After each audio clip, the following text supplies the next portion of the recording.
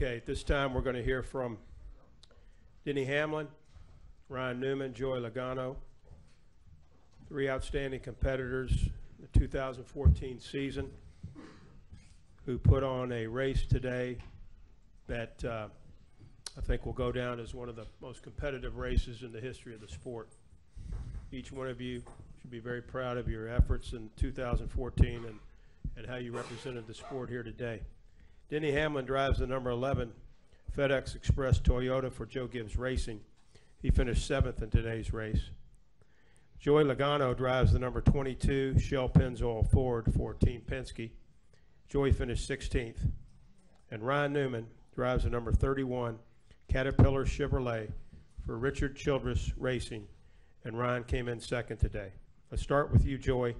Just talk about your run out there today and how you thought things played out for the 22 car. Obviously not too good. You know, this has been an awesome season for this whole 22 bunch. We were out there and you know, a lot of top fives, a lot of wins.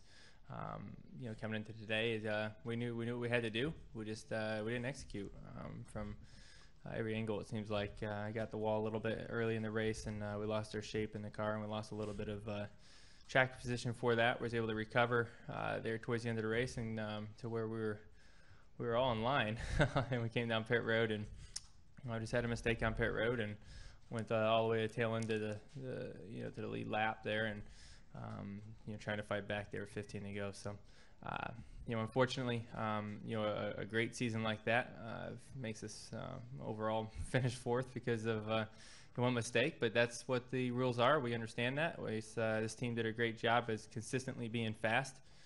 In the previous years, that would have been perfect. But you know, coming into this race and this the way the points go, it doesn't pay anymore, obviously, and just got to just didn't execute perfectly tonight, and for that reason, we'll finish 4th. But you know, we still feel like we did a lot better than 4th this season.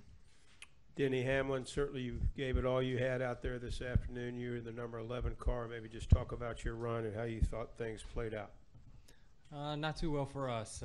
You know, obviously we had a championship type car, championship type effort, but you know, those last breaks didn't go our way. I thought you know, once our car really came into its own, as soon as it went dark, and I thought we had, you know, the best car. And you know, we just struggled with you know, restart speed. You know, kind of the theme of the year, just struggling with. We don't have the all-out speed that those guys have, and with that, it put me in some tough spots on restarts, and I gave up a position to Harvick there with 20-some laps to go, and Darian tried to make a call to kind of make that back up and leave us out there on tires, and obviously. You know, we were sitting ducks as long as cautions kept coming. We were able to jump out and get the lead. You know, we had a decent lead, and just the cautions didn't go our way. That's all you could ask. I mean, we had a car that was capable of winning today. We know that our effort was 100%. It's just the brakes didn't quite work out for us. Thank you, Denny. And Ryan Newman, you certainly put on a championship-like effort here this afternoon, finishing 2nd in today's race, 2nd in this year's championship. Just talk about how you thought things played out today for the 31 car. Just a lot of fight. These guys did a really good job. We had a couple pit stops that kind of put us back, but the guys stepped it up the last couple pit stops, and we gained a few spots, gave ourselves a shot. Luke, I thought, made a great call on the 2-tire stop, and we got some track position. And then when Jeff pitted, that kind of caught me by surprise, and gave us the front row, and had a decent start there with Denny, but and then luckily just got past him when the caution came back out again. But the game changer for us, I think, really was the one caution that it was before Gordon pitted that I think Denny was leading, and we were in a better situation than they were on tires. We had rights, and they had stayed out, which I think was the right call for them at the time. Had the race gone green, but it had a couple late race cautions. I didn't see why, but in the end, I'm just so proud of our team. Caterpillar Chevrolet was good all day. Luke and the guys did an awesome job. We came back for the entire season to make our best finish, our last finish. I mean, it is disappointing, don't get me wrong, but there's no point in being a sore loser. So it's some motivation, some momentum for the off season to get started for Daytona, and just look forward to the opportunities for next year. Questions, raise your hand. We'll get you the wireless mic. Questions, we'll start over here with Jared, and then we'll go to Steve. Jared Turner, FoxSports.com. Actually got a question for Denny and for Joey. Question for Denny. How does this compare to the disappointment of 2010 in the last race here? And then for Joey, at the end of the race, obviously you had a couple of miscues on pit road. What do you attribute that to? Do you feel like the pressure might have kind of got to your guys a little bit at the end? You know, our situation is different. We haven't had the speed to run with that 4 all year long, and we did this tonight. All things equal, I loved our chances, but they weren't at the end. And you know, this is a little bit different because when we had an early incident in 2010, it kind of damaged our car enough to where we couldn't overcome that throughout the day. So I'm very proud of what we brought to the racetrack and were able to compete with, and they gave me some tools to try to win the race. But you know, through strategy is part of winning, and the strategy for us didn't work out with what happened with the cautions, like Ryan said. So like I say, the race goes green. You know, maybe things are probably are a lot different, but it's part of racing, and you can't predict those things. And you know, I'm proud of what the effort we put forth after the year we've had. Joey. To answer your question about the pit stop there, you know, obviously I haven't rewatched it or what happened there in the pit stop yet. You know, obviously when you're pushing hard to try to make 11-second pit stops or better, mistakes happen. You know, we can't have that happen. Obviously, we can't afford to have a mistake like that.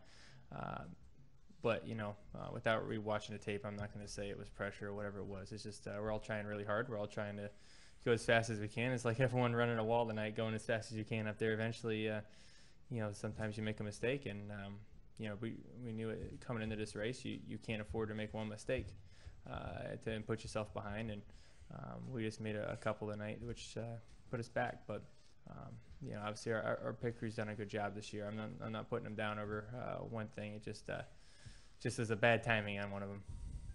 Over here to the far right, Steve. Steve Richards with PRN. My question's for Joey. During that pit stop or right afterwards, what were your emotions at that time, and did you pretty much know that it was over?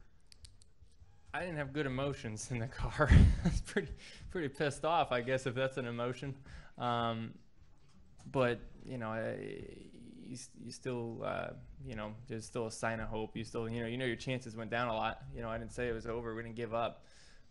We just think at that point, try to pass as many cars as you can, try to work your way back up there, and really hope those guys wreck each other. And that's really all I had going for me at that point. And you know, when you're that far back, and I think I was 24th or 25th, something like that. It's like, I mean, you can't make that up with 12 to go or whatever it was, and see, it's just too hard to make that up. But you know, all you can do is try. You know, it was an amazing opportunity to be here, and be dumb to give up.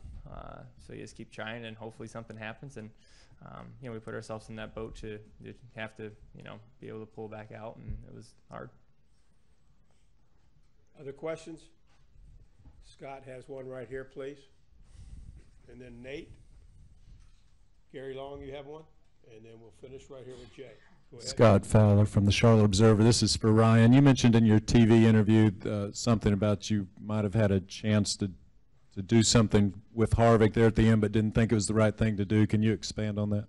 Yeah, I just, on the inside, I was trying to kind of keep track. I was kind of between 5th and 8th for most of those restarts, and kind of trying to keep track of, who was beneficial, the bottom lane or the top lane or whatever. And he took the top lane for a reason. He saw more than I did, but in the end, I just got down underneath him, and he was close enough to me. He took some of the air away from me, and I could have kept it wide open and washed up into him, and it wasn't the right play. It wasn't the right move. It wasn't what I would have wanted him to do to me. And if we were close enough on the last lap, it might have been a different game, but I wasn't. And I slipped off of turn 4 coming to the white, and at that point, it was pretty much over. I was hoping he would slip, blow a tire, blow a motor, do something like that. That was our only hope. But you just, all those things go through your mind. But I had a pretty good run and cut down the bottom and just ran out of racetrack, ran out of room. And he had the air, he had the line.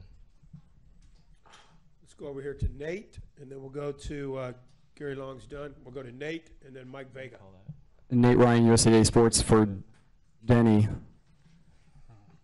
On your left. Could you take us through the Michael Jordan being here today, how that happened, and what that must have meant to you to have him here to see you try to make history? Yeah, it's awesome. I mean, it's a guy you grow up watching and idolizing. I've been a basketball fan for a really long time, and he's just a good friend that came to support a friend. So, He bring some underwear for you or not? He bring you some underwear or anything? No. Hard to fit in that.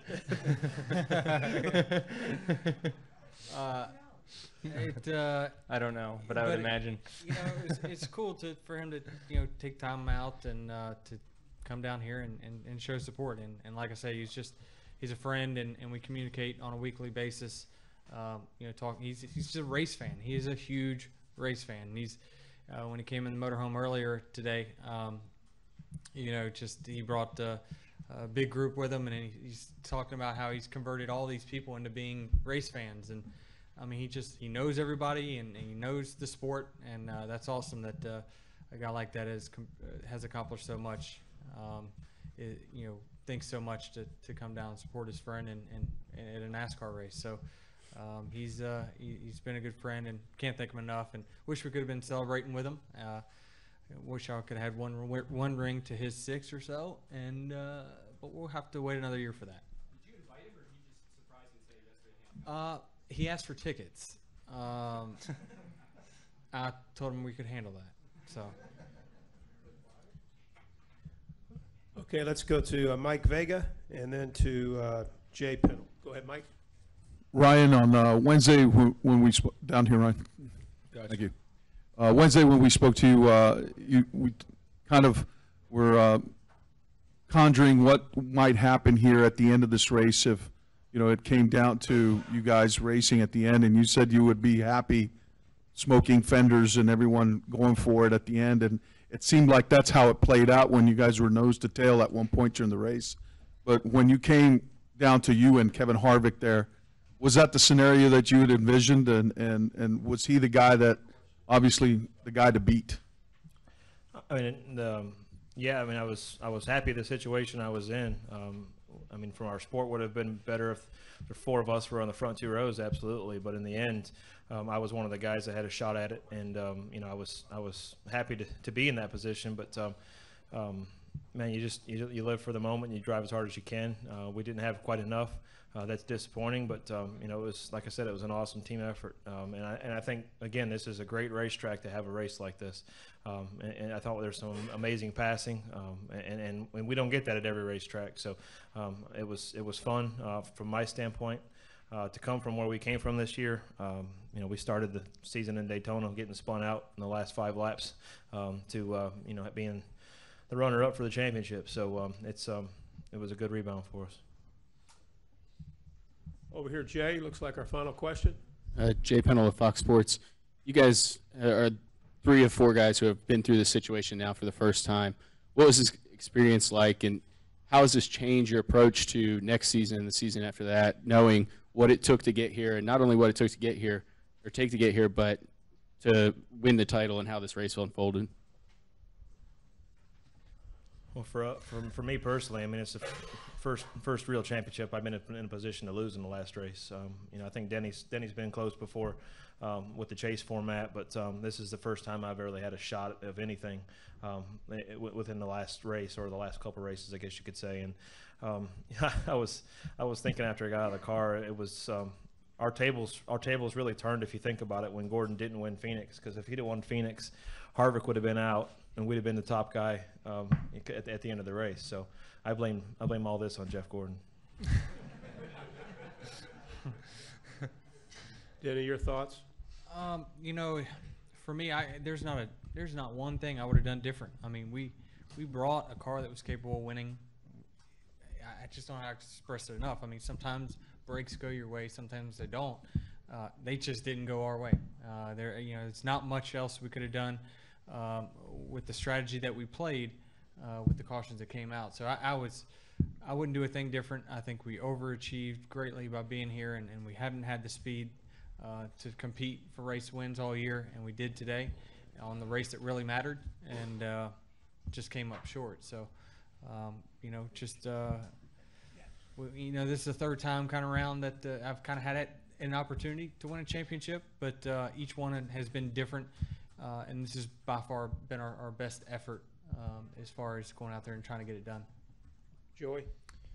Yeah, I mean, it was an awesome experience. Kind of like Ryan, this is the first time I've had a shot at winning a championship, and really the first time I won more than one race in a season. So it's been a spectacular year, and I have a biased opinion right now, and kind of like Brad said, I'm probably too close to the fire to comment much about how it went. But as the car that scored more points than anyone in the chase, it's hard to say you're in love with it, but I do think it was a good thing, for the sport. I think the race was very exciting today, and it's unfortunate, like I said, we didn't execute today, but it was a great experience. We had fun with it, learned a lot for the next time in my career that we get to compete for a championship again, and how I can maybe do a few things differently and then learn from my mistakes.